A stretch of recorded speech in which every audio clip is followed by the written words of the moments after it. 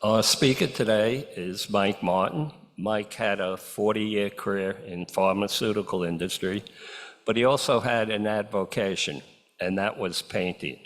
Over the past 30 years, he has studied at the Art Student League in New York and the Summit Center for the Visual Arts. He has conducted tours for Old Guard members through the Metropolitan Museum of Art and the Montclair Art Museum. He's a member of the New Jersey Arts Association and the Portrait Society of America. He has exhibited in a number of local libraries and museums, and today he will discuss symbolism in landscape painting. Thank you.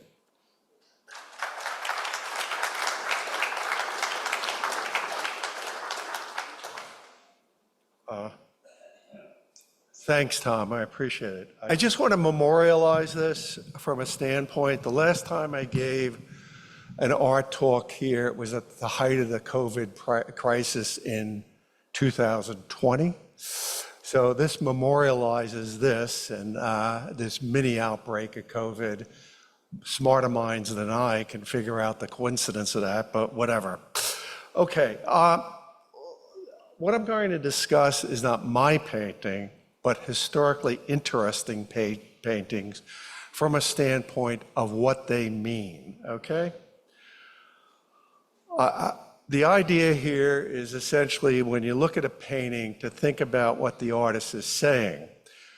Landscape painting really falls into two broad groups. Decorative, a nice sunset, a beach scene, this type of stuff, which I'm sure everybody has in their home, and deeper paintings which have symbolism, and that's the focus of this presentation. I am not going to talk about the artist's biography. I don't think anybody cares in this room how many wives he had, illegitimate children, or where he lived, or his poverty level. This is strictly about what these paintings mean, and hopefully you can take that to museums when you see them. These are realistic paintings. They follow a rough chronological order. The composition techniques used by the artist, themes, perception of nature, spirituality, metaphors for man, and changes in landscape painting through time, and some commentaries on contemporary painting. The Hudson River School, which is where I'm going to start, is a mid-19th century art movement in the United States. Obviously, it would coincide with the Romantic movement in history. It was spiritual in nature. It wanted to see landscape through a moral lens.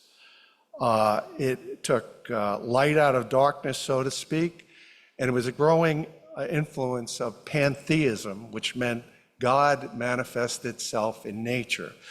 This thought process was essentially promoted by Emerson, whom some of you probably read and forgot about. And it's a metaphor for man. The first painter within the Hudson River School is Thomas Cole. He lived from 1801 to 1848. He was part of the Hudson River School, and he did an interesting landscape painting from essentially grounding birth to old age in landscapes. Now just think about the creative process and how he arrived at that, which I think you'll see in a moment. Essentially what he did is a four-part painting, and this is Birth of Man. Now some of this is pretty obvious. We have a mountain scene, a river, an angel with a newborn, and essentially going down, if you will, the river of life.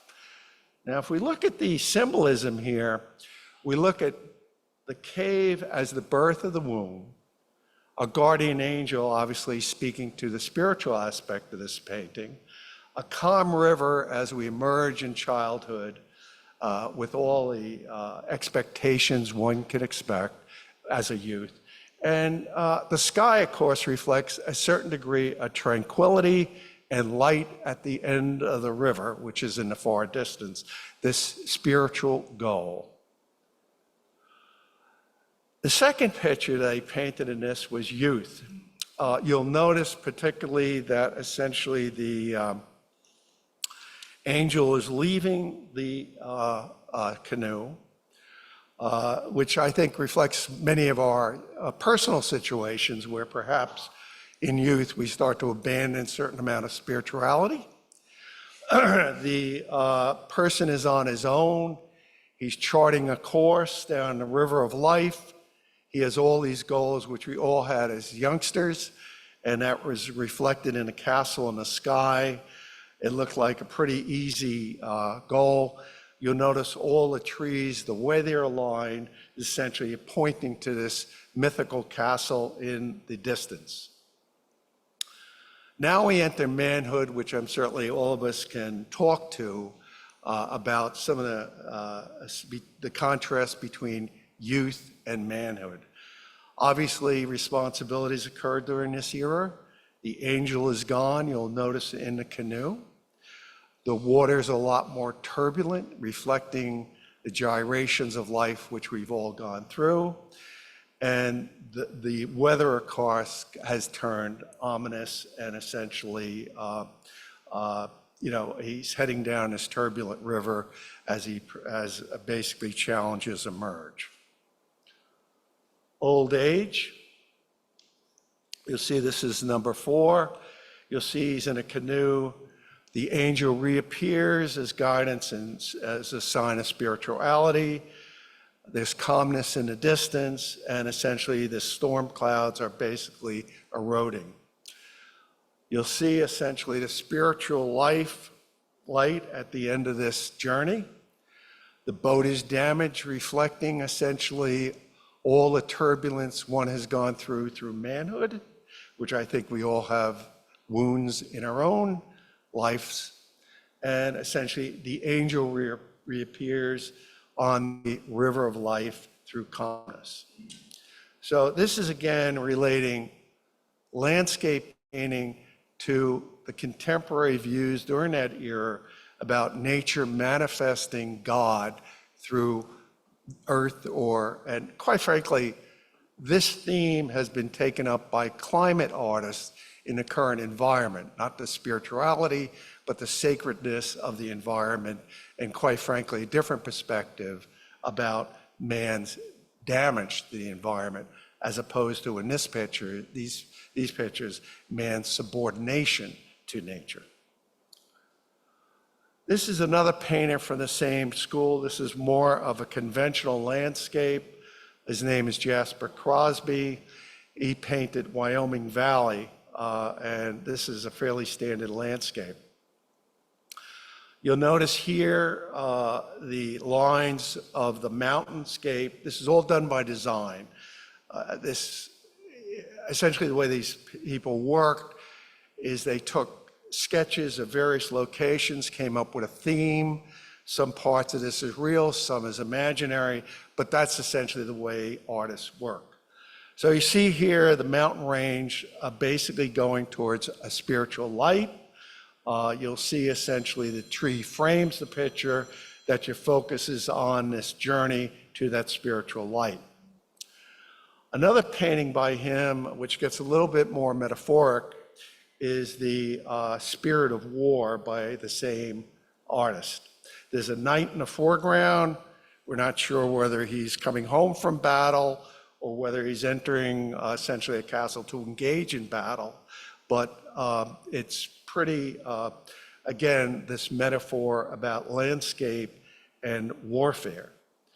You'll see here that essentially the colors are sharp and focused at the top, reflecting some ominous, which would suggest some type of turbulence in the atmosphere. Also the size of the figure, the knight, he's insignificant to nature, reflecting man's subordination to nature. Could be a spiritual journey to this castle and to essentially through the castle and to this glimmering light in the distance. Now here's a painting which is a little bit more, it's in the same era, it's by a German artist by the name of Frederick Casper. And you'll notice immediately when you look at this painting, techniques that are used. Sharp diagonals in any painting represents a certain amount of tension. You recall from the Crosby's painting, that essentially it was very fluid, circular, peaceful, et cetera, et cetera. Here you see sharp diagonals. This is almost monochromatic, essentially very few colors. And you'll see in the foreground there to the right, there's a boat. And essentially this is again this view of basically man being subordinated to nature. You'll see the shipwreck on the right, that somehow this Arctic journey has resulted in tragedy for the occupants. And it's kind of a warning, a foreboding of essentially man's involvement with nature and his role in that area. Another painting by a contemporary artist of Casper was Thomas Géricault. Thomas Géricault is a French painter. He essentially painted the Raft of Medusa, which is a famous painting. How he painted this is as interesting as the painting itself. He actually took corpse from various, mortuaries and splayed them on a table and painted them literally to get to this scene. He obviously had no firsthand knowledge of this wreck, but that's essentially the way he did it. You'll see essentially the way he constructed the painting. Again, the wreck of Medusa actually occurred. It was a wreck that 10 people survived after 13 days at sea. So this has some basis in reality, but this was totally made from whole cloth. His imagination basically defined this picture. You'll see here the interesting things about his technique, which the design here, as in the Casper French, he uses a triangle, but in a different sense.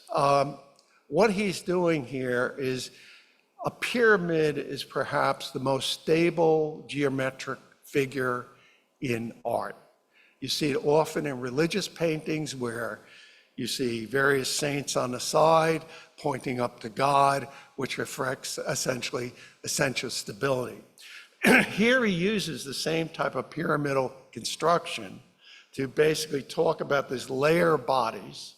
And if you see at the very top, there's essentially a cross, which represents the sail with the mast. So he's talking again about this religious theme in the context of these survivors. Importantly, when you look at paintings at any museum, generally speaking, you read from left to right.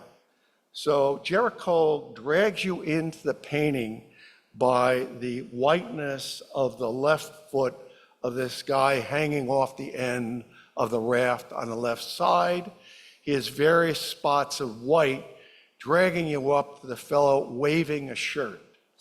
And you see what he's directing you to, if you look closely at the painting, that a rescue is on the way. It's a small object in the horizontal image that essentially there's a boat out there. You may not be able to see it from this, but essentially that is essentially what he's getting to, and beautifully constructed in this manner to show you the tension of the survivors plus the hope that they will be rescued. Now, turning to more American artists, I think many of us are familiar with Winslow Homer. He was essentially a painter in the 1830s. He chronicled many of the Civil War episodes. He was originally a journalist. At the time, he essentially drew pictures for various newspapers to describe what had happened in the Civil War. He's best known for his seascapes, and I'm only going to give one example of his work. Here again, you look at this painting, which is at the Metropolitan Museum of Art. You see this fellow in the field, kind of with a scythe, harvesting wheat. So the question you ask, God, what is this all about, essentially? And this was painted in 1869. You'll note that the composition, which is very unusual in art, for the person to be at the center of basically the painting, it's almost framing him with the sky horizontal line and the line of the wheat which hasn't been collected. So he's certainly the front page. Now the theme is ambiguous, and it's a question of, is this life after the Civil War, or is this commentary on a soldier as the Grim Reaper? In other words, if you look at the size of his scythe, it's enormous. And you kind of wonder whether that reflects the killing during the Civil War, or whether indeed it's just an ordinary function. You'll note that his back is to the audience, which suggests a certain degree of impersonalization about war, especially contemporary of war. And he looks like a Confederate uniform on collecting this. So this is basically what the theme is for this painting. And as I mentioned, this is available in New York for anybody wanting to go and see it. Now, in the post-Civil War, there was obviously this move to Reconstruction. There was industrialization, the movement from agrarians to urban areas. Landscape painting reflects this. I only came up with one landscape painter seemed to reflect this. And this is obviously a German painter who did not participate in the Civil War. But you see here where in 1879, he's painting essentially a graphic picture of the Industrial Revolution. You'll note the painting, the color selection that he selected is to give you an idea of the grime and tediousness of working in an industrial mill. And in this case, it's an iron rolling mill. Now, unlike the Hudson River School, where the light at the end of the tunnel had some spiritual significance, here the light at the tunnel is basically some type of hearth that's essentially melting this iron. So your direction from spirituality to a contemporary view of what's important in painting and life during this era is the industrial process. The landscape painting has very little color in it. The furnace is the center of interest. Man, quite frankly, is subordinated to the machinery of the industrial age, and this reflects contemporary thinking in the industrial age as we industrialize both here and overseas. Another painter, essentially, who did this was in the 1930s. His name is L.S. Lowry. He was an English painter, and essentially reflected the same type of concept as Menzel. You'll see here in this painting, you have three little people in the foreground, and the smokestack from the factory actually descending through the height of the canvas, reflecting essentially the huge amount of industrialization that's occurred that you can't even capture it on a single piece of canvas. Again here, this grimy selection of colors, grays, neutrals, etc., reflecting essentially the impersonalization of the industrial age and the griminess. You'll note also different is that this is strong horizontals, strong vertical composition. If you look back and you remember some of the paintings I showed you before about the circular nature of peaceful scenes in American landscape paintings, this is quite reflecting an industrial view of painting.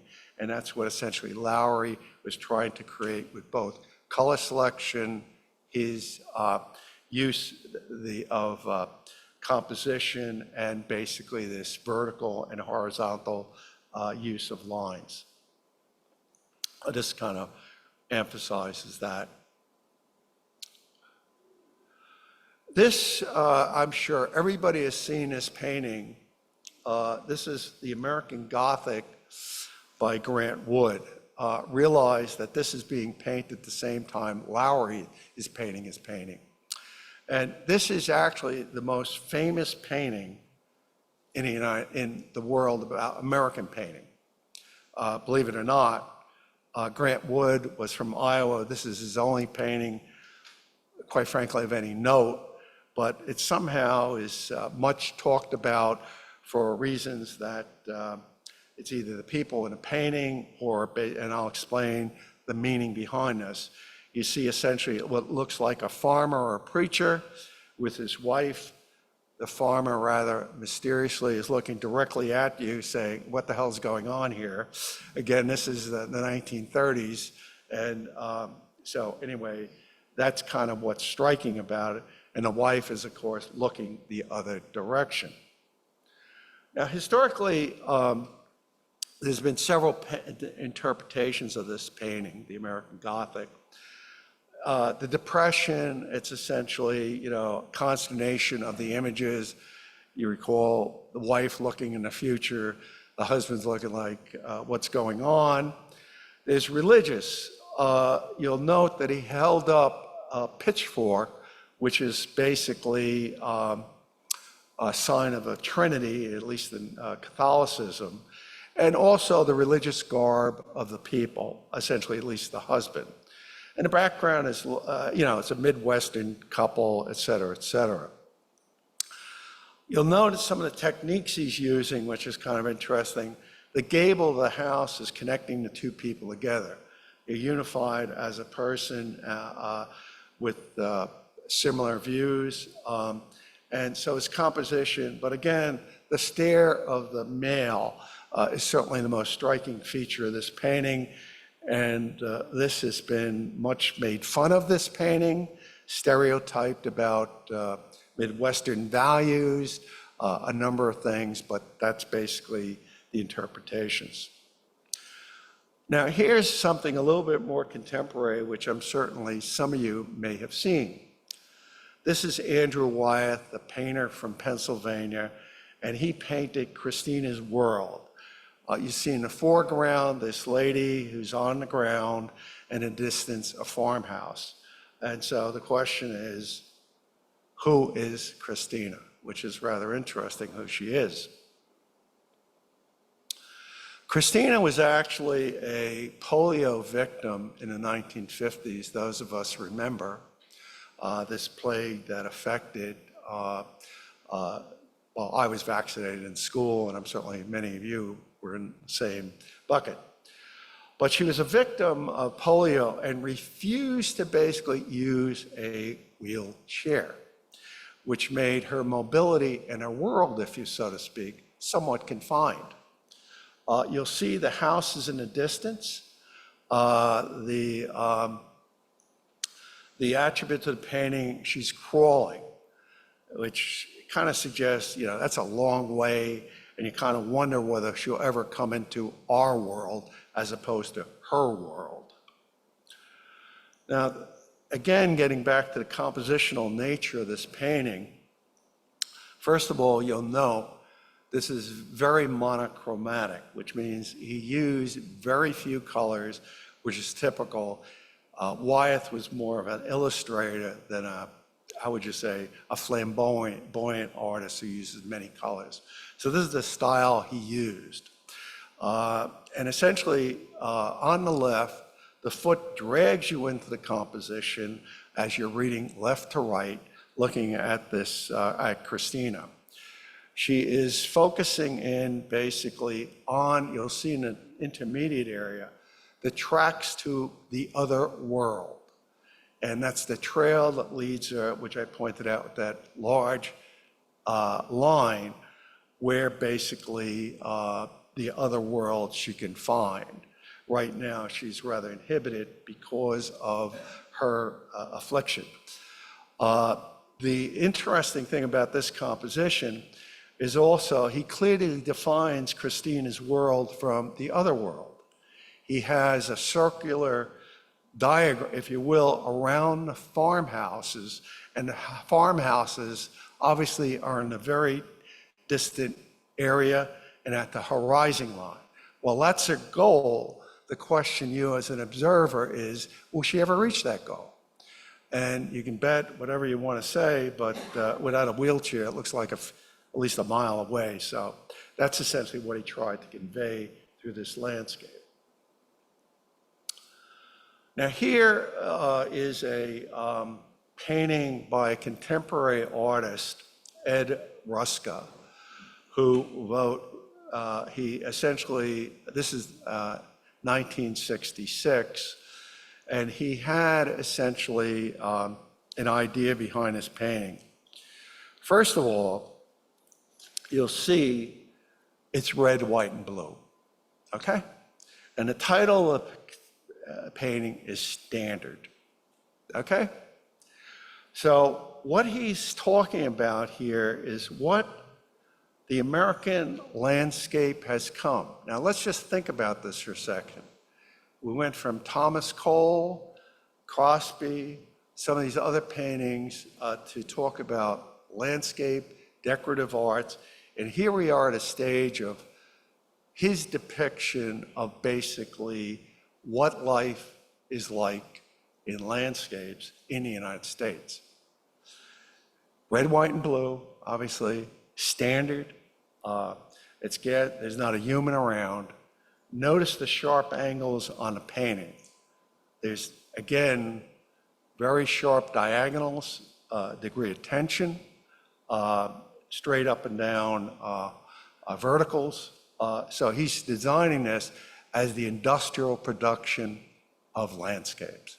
And that's essentially what it's got. This is a pretty well-known painting. You can see it at the Museum of Modern Art.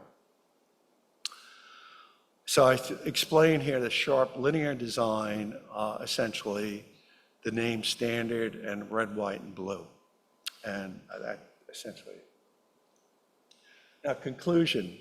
Landscape painting, it's more than a pretty picture. There's a decorative aspect of landscape painting and essentially a symbolic or a more thorough meaning. For example, certain contemporary painters in landscape are now talking about, topics such as climate change and depicting those in painting to reflect contemporary issues that face the world. And that's an important movement. They're creative. The symbolic meaning has evolved for the last 150 years. There's a certain element of spirituality in the 19th century that has all but evaporated to communication of social and environmental change. We see essentially the social change with Ruska's painting about landscape or gas station as a personification of big box retail, and essentially environmental changes with Lowry with his talk about the industrial age. I haven't seen anybody approach this subject matter from a standpoint of trying to incorporate a theme about AI or computerization or I often thought I'd do a painting of the Mona Lisa holding a cell phone, but that's for another day and age. So anyway, so that's kind of it. And this is one of my paintings that I just, and so that's one of what I do. I don't do landscape paintings, but I enjoy it, and that's another one. So thank you, and if there's any questions, let me know.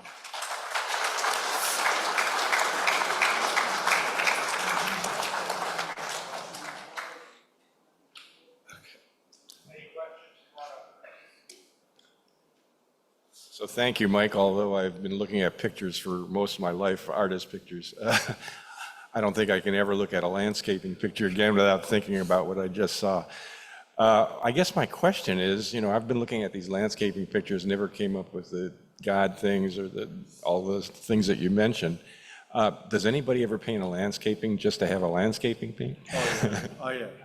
There's plenty of painters. Like I said, briefly, landscape painting is divided into, broadly speaking, decorative, your beach scene, your sunset, your picture of the Grand Canyon, blah, blah, blah, or snow scene, and these other paintings, which I think are more interesting from an intellectual curiosity viewpoint.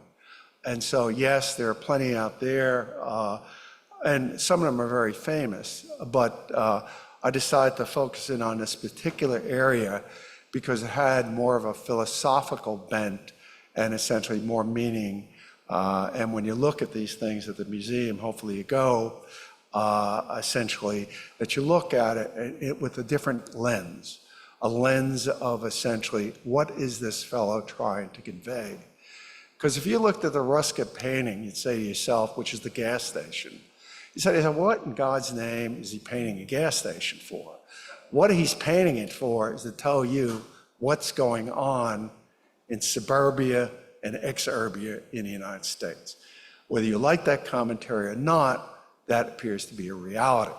And he is in the forefront of that discussion and essentially illustrating, and that's essentially what he's trying to convey as a critic. So, okay. Mike, my question probably is related to the fact that I really needed cataract surgery. Was that a banner in the upper right-hand corner of the standard? Ruskin, yeah, well, what it was, I had to download that off of the MoMA website, Museum of Modern Art, and I couldn't get a clear picture, so that was up. But you're very observant, Tell me who your eye physician is. Okay, great. DJ? You didn't think I was not going to have a question. Of course. Well, thank you very much. I think you've brilliantly showed you have such a knack at seeing beyond the picture, the realistic description of a picture. Now, my question is, you talked about symbolism, and as you just mentioned, you can see symbolism in any picture, just about, except maybe the Impressionist. You go back to the Renaissance paintings, and it's full of symbolism. Being French, the symbolism, the symbolist movement in art, for me, that was the starting probably in the late 1800s. It started with the literary movement, which quickly led to the artistic movement. And then we overlap. I have questions. I mean, it's just so this symbolist movement, which for me it's the late 1800s, with Puvis de Chavannes, you didn't mention that, when the swan and the sexual symbolism of the swan. And anyway, that period overlaps Impressionism. So my first question is, at the start of the symbolist movement, how do you put the two together? Because they are totally opposite. My second question is, at the end of symbolism, which, I mean, Rushka, of course, you can see some symbolism in it, but the real symbolist movement ended soon after, around World War I. So even Picasso, with his Harlequin, the blue period, there's a lot of symbolism in there. How do you see this movement of symbolism merging into modern art? So at the beginning with the Impressionists, at the end with the moderns? Yeah, okay, thanks. An excellent question. I guess what it points to, I took a little license with this to make it interesting, to talk about symbolism rather than just a germane topic of painting, okay? So where the question really boils down to is, where does symbolism begin or end? And there's probably no answer. I think it depends on the gifts of the artist, the topic at which he wants to convey, I don't think there's a beginning or end to this stuff. It's just that, in my humble belief, that art becomes great art when arises above illustration. Now, I think illustration is just a depiction of reality. That's good, great, but where great art begins is when the topic or the painter takes you either inside the personality of the portrait of the person, or in landscape painting when it addresses a theme. And what this comes down to, when you think about the basics of painting, it's communication.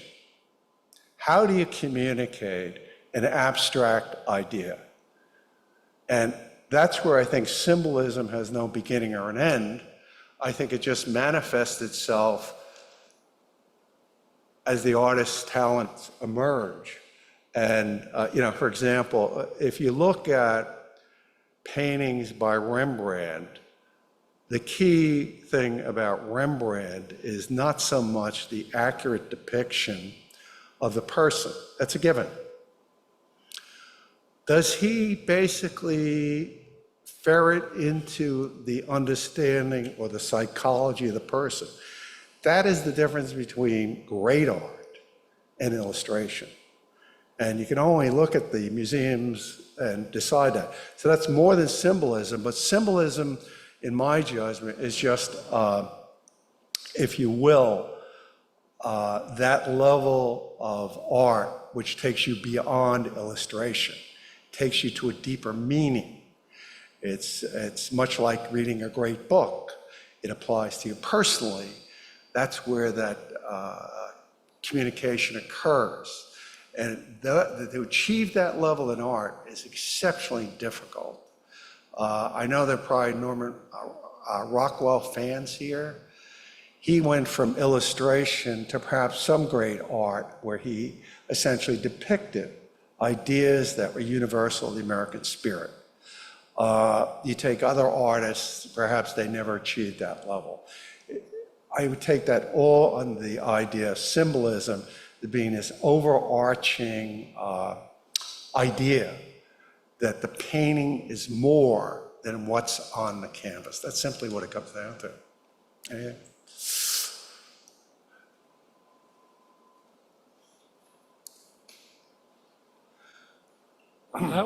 That was really addressed to my question. So I'll make a question out of an observation. There's a very valuable purpose for landscape art that you didn't mention in your talk.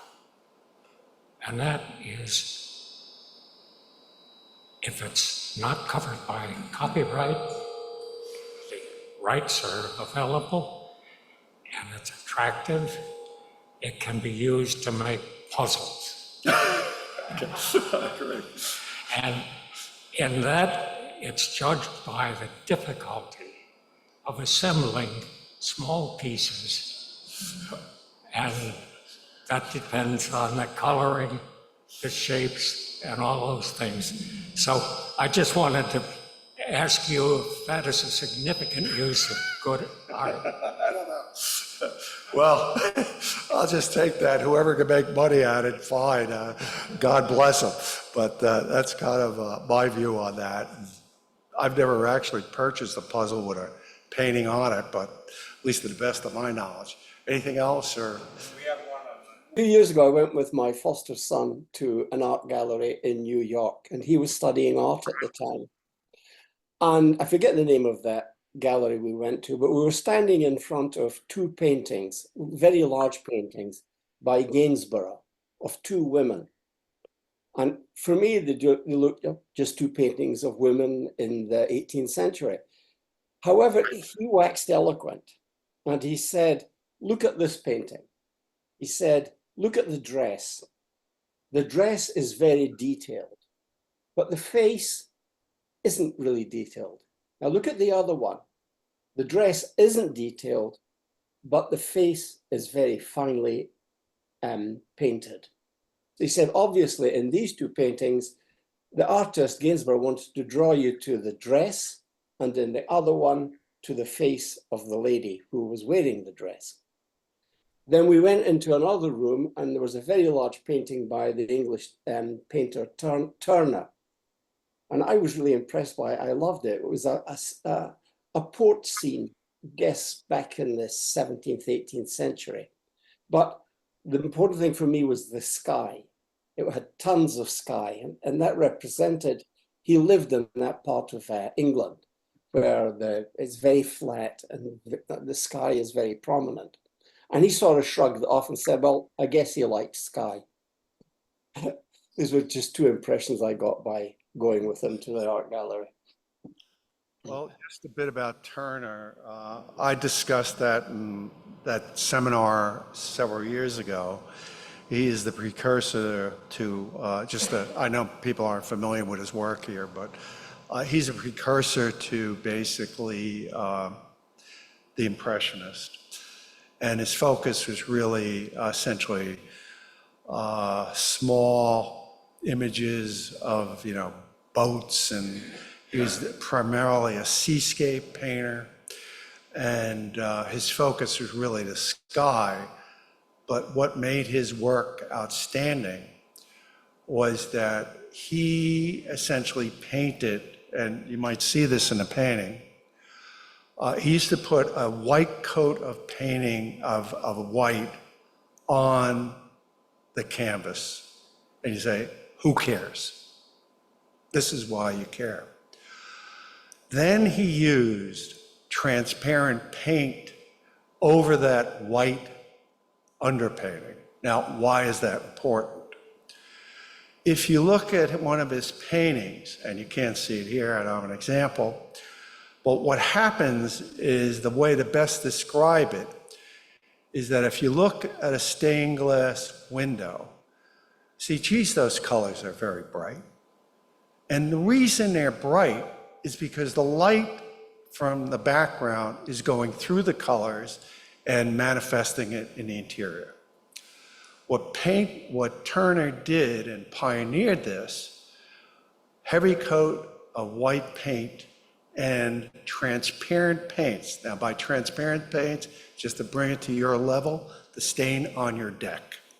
You can see all the wood, knots, et cetera, et cetera. There are various colors that are transparent. He exclusively did that, to use transparent paints. So what happened in effect, a la stained glass window, you look through, your eyesight hit the white paint that he put in the cover and bounced back. You had essentially a double impact of the color. And that's why he was so successful. But it was more of a technique than symbolism. Mike, may I ask something else? If people are intrigued and interested in art, where would you go around here to further this interest? Yeah, as I mentioned, or Tom mentioned in the introduction, I take groups. There's 4 or 5 of us went last time. I think DJ was there, and Herb Waddell and Steve. We went to the Metropolitan Museum of Art, and we enjoyed it. I try to explain the paintings from perspective of what are you looking at, why is this important, blah, blah, blah, blah. And so the Met is certainly, at least in my judgment, I've been to many, many Italian museums, and the Met has the best collection of European art. When the Met was founded, just to give you a background on this, it was founded on the principles that American art was trash and European art was at an elevated level to American art. That's why you always see vast collections of European art at the Metropolitan Museum. So that's the place you can see as good of, if you're interested in European art. So that's my principal go-to default place. The other interesting artifact about that is at the end of World War I, the British imposed a sharp estate tax on royalty. And as a result of that tax, many American collectors bought English art, which was essentially, they had to pay the estate tax that they were under. That's one of the reasons why the Met has probably one of the outstanding collections of European art for that artifact of World War I and the subsequent legislation. The other museum that I think you should look is the name escapes me, in Philadelphia. I can't remember his name. Who? Well, it's what is it? Barnes, yeah. Just to give you an idea, Barnes was from the pharmaceutical industry. Cheers. And he essentially has some of the greatest collections of Impressionist art. If you're a fan of Renoir, that is the place to go. While it's marketed as being an Impressionist art gallery or art museum, its principal concentration is Renoir. If you like him, go to the Barnes Museum. MoMA I go to occasionally. I don't really, more interested in representative art. So that's a matter of taste. I don't want to impose my taste on anybody. But so it would be the Met, Barnes, Philadelphia Museum is good. MoMA, if you're interested in that period of time. The Guggenheim is obviously of interest architecturally from its funnel design, which is kind of fascinating to me. So that would be it. Anybody?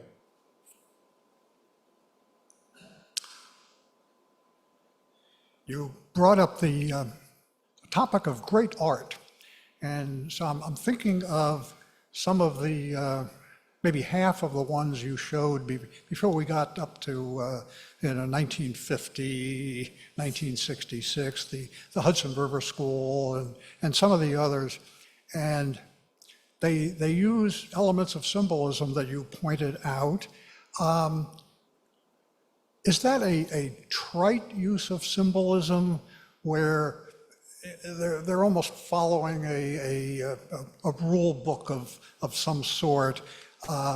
So I guess that's the question, you know, are those paintings rising to the level of great art, or are they simply okay uses of symbolism? Yeah, I think you hit on a point. First of all, the artists follow a movement. They talk to each other, so they exchange ideas. So that's why you see some of the same symbols in paintings of people of that era. Okay, so first of all, the other point you make, which I think is great, is that art kind of passé now because it's no longer relevant to current thinking or whatever the case is. It has gone out of fashion. I think there is a fashion element to great art. It ebbs and flows, and I'll give you a perfect example.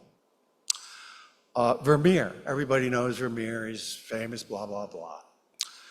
Vermeer was rediscovered in the 1830s by an obscure scholar, said, this guy is great. Before that, he was an also-ran.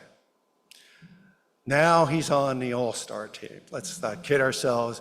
Museums, paintings are devoted to him, and essentially, so great art ebbs and flows. There are many, many artists that were prominent in their era as great artists, but have grown, are out of fashion, tastes change. So it's much the same as clothing, fashion. Your bell bottoms may come back, hang on to them, but you know, chances of your derby hat being used again are a little remote. So that's kind of just an interesting sidebar. I'll just mention this one thing. There was a famous forger of Vermeer paintings. It's a very, very interesting story. If anybody remembers Clifford Irving from Howard Hughes fame, he wrote his biography, and the name of the book is Fake. And this is a little bit divergent, but gets at least an interesting discussion. He forged Vermeer paintings. And it was kind of interesting. He sold them to the Rijksmuseum in Amsterdam at enormous premiums. So even the Rijksmuseum, which is essentially the same as the Met in the United States, he bamboozled the experts. And what he did was fascinating, in my judgment. You may say it's absolute thief, but he went back to when Vermeer painted, took old canvases from contemporary artists, covered them over, used pigments from that era in frames, and sold them as original Vermeers. So any painting of that renown with Vermeer would be subject to chemical analysis. Was that paint around in the 1600s? This type of stuff.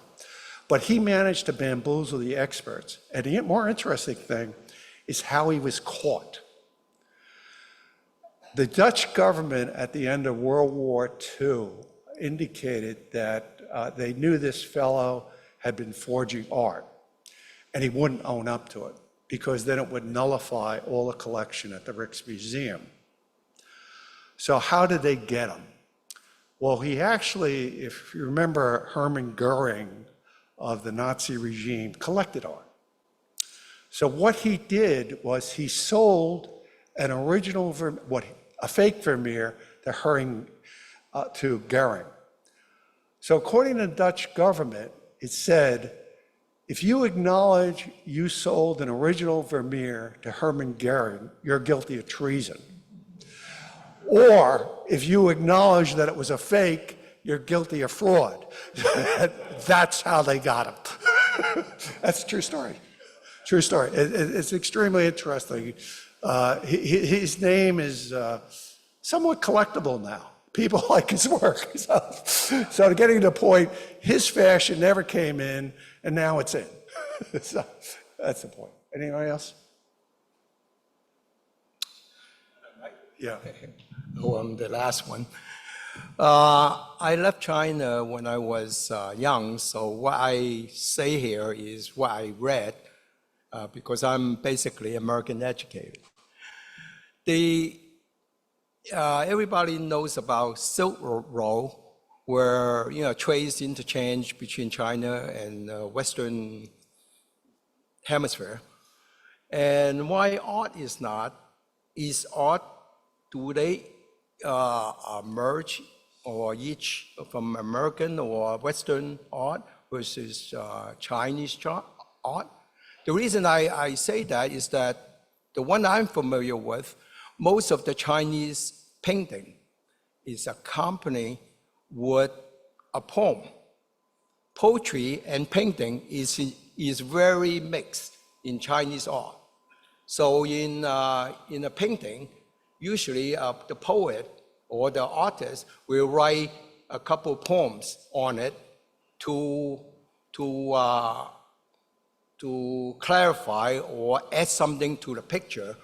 Let me give you an example. Like, for example, there's a painting, a snow landscape with a plum tree. And they will add the poetry saying that even though the plum tree is not as white as the snow, but the snow is losing the fragrance of the plum tree. Yeah. So you kind of depict to highlight the essence of the picture. Yeah. But I've never seen that in Western pictures. Yeah. So you're saying the trade is going on between China and the rest of the world, but not painting, or it's not really going anywhere, and it's like separated. Well, I think you raise an interesting point, and I think we're all guilty of this, is what is our aesthetic yardstick? And I think we're all, I guess, guilty of this, that we like certain things. I certainly do. But Chinese art, I'm more familiar with Japanese art, to be quite frank about it.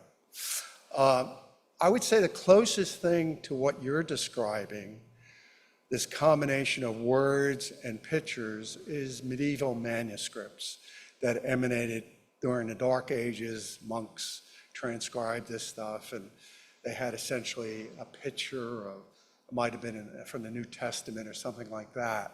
That's about as close as you get. You very rarely see any written words on a painting. And I guess maybe this is myopia, that you just don't mix two different disciplines of literature and painting. It's either, they're each down their own lane. Now, having said that, there is an interest in technique that has translated.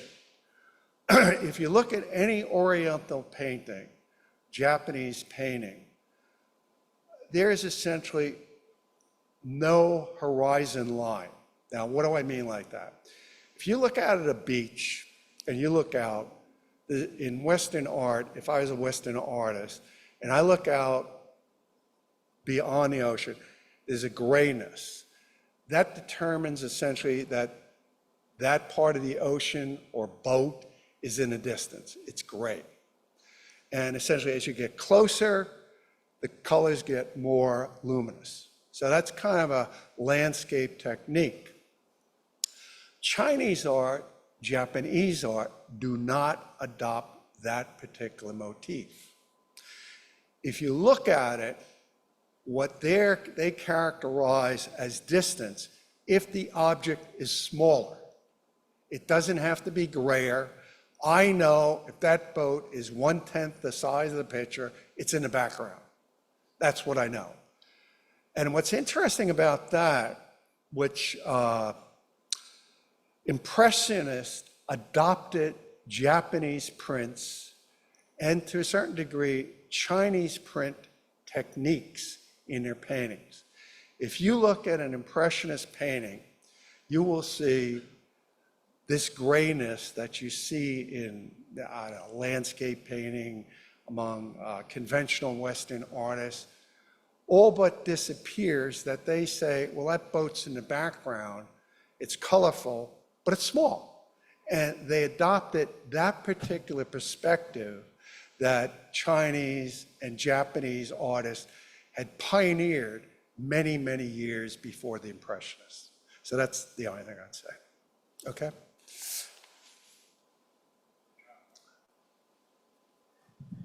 Thank you, Michael, for a wonderful presentation. I have learned an awful lot about art, but I've got a curiosity question.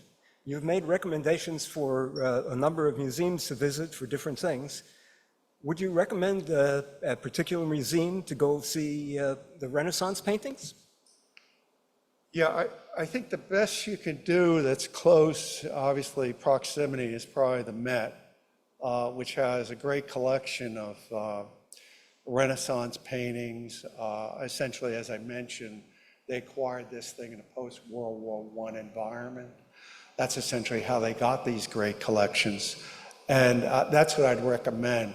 Philadelphia Museum, some extent, but certainly not the extent of the Met. That would be your go-to place for Renaissance paintings. Oh, well, outside the United States, you could go to just about any place in Europe. I was thinking about something that's commutable for these people, but if you want to commute to Austria, be my guest. Okay, is that it? Or okay, well, thank you. We have one on the board. Okay, no? Okay, well, They thanks. must have disappeared. Thank you very much.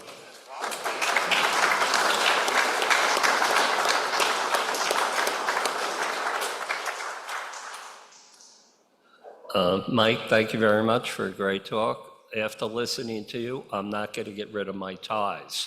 You're telling me they may come back. We have two ways of thanking you. One is a certificate of when something was the Orchid Capital. We know you have a couple, and now you'll have another one. If you keep coming, you may be able to do a room. And two is the Old Guard salute. So thank you. All right, thanks, Tom. I appreciate it.